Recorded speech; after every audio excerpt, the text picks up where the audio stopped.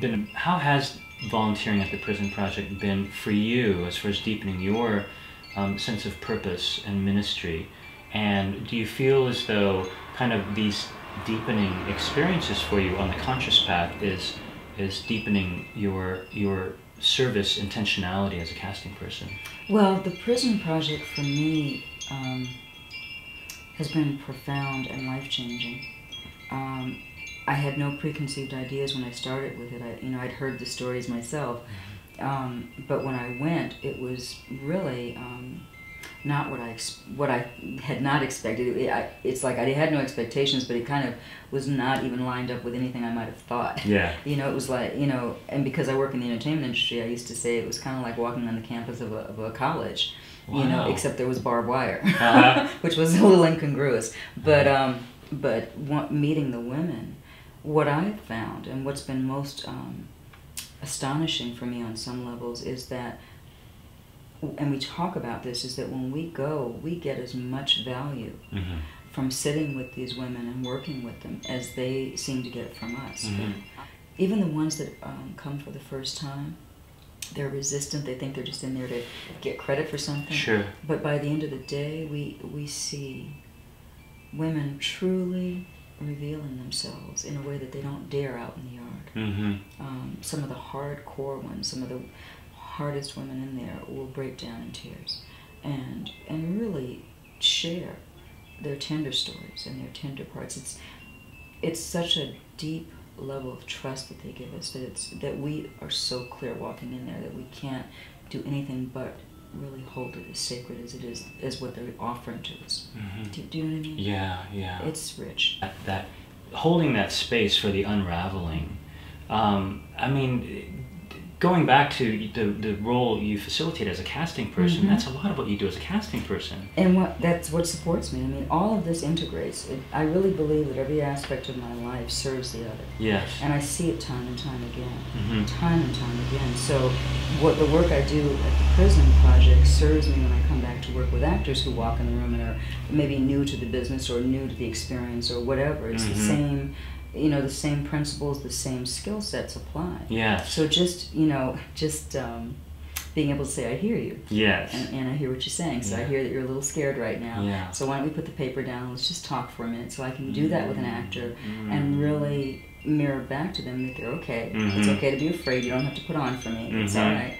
So let's just work with that so you can do what you came in to do. So it all integrates for me. I'm reminded of what you said at the very beginning about how you wanted to remove your ego, right? And it sounds like that's a lot of the process that you are facilitating for your clients, is you're helping them get out of their own way, so they can really attune to and listen to their authenticity, and serve their purpose in being here. Authenticity is really key for me.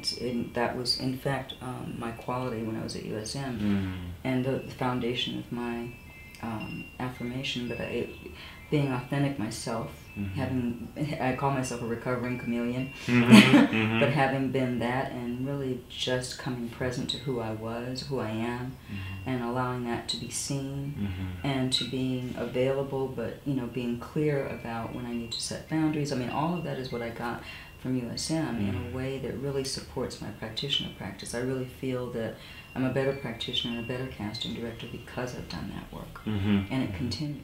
So you mentioned earlier about even holding that space for not only actors but for working on a project, producers, writers, and so forth.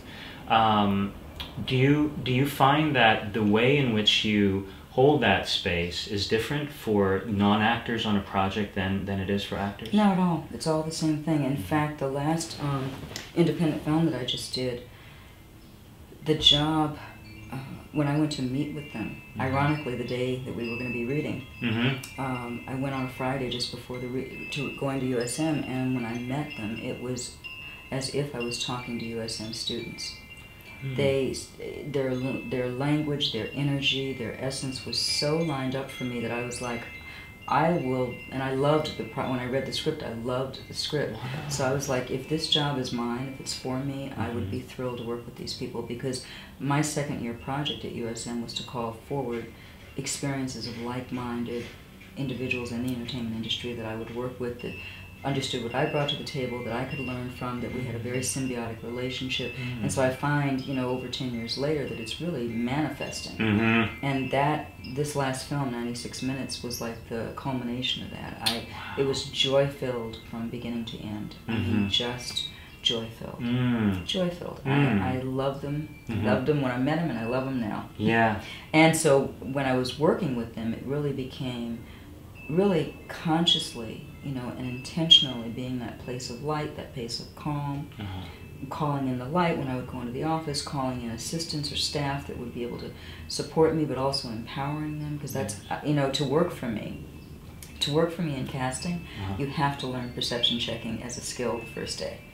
You have to learn it and practice it, because I find that that's the most profound skill for us, working in an industry where we might have 50 different people coming at us, and maybe that's an exaggeration, but not really. Yeah, because sometimes it's the network, the studio, the producers, the director, the writers. It can be a whole myriad of people that have an opinion about what we're doing and how it should be done. So I teach my staff that. And so I really try to call that energy forward, people that are willing and able to do that. And I just feel like I've been blessed in the people that work for me, the people that I've worked for, and especially this last project. It was just, I'm still resonating a year later. It's like they make me, so we had to go to Atlanta to work on the, to get the bulk of the cast done. So we were down there for over a month, and almost a month. And there were moments where we actually lost an actor that we thought we had, and they did not go to the yelling, screaming modality. They really, it was kind of like, okay, what do we do now? Let's just all sit down and let's just talk about what some possibilities are. And I'm big on infinite possibility. So I'm always saying to my producers and directors, this show will be cast. There is someone out there that's the perfect fit. I know they're going to come through the door. I know we're going to get what we need. And I'm just telling you, that's what I know. And they're like, but, and I'm like, I hear you. And I know we're going to get it done. I trust that there's that perfect person. So it got to the point where they would say to me, okay, where's the perfect person? Because we thought we had them. And I'm like, they're coming. And it turned, and that's exactly what happened. We actually, we found them, and, you know.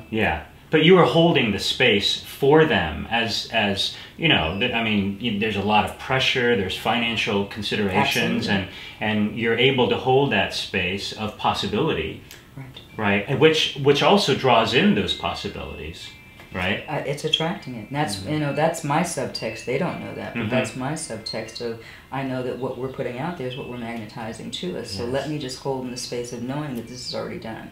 There's someone already seeking us as we're seeking them, and it's going to be a perfect fit. Thank you so much for your time today, Chemin, and I mean, really for sharing and showing up in your authenticity, and I mean, just the experiences and the projects and the journey that you share really is an inspiration, and it's also an encouragement for all of us to really be true to our paths and to shine that light. Thank you.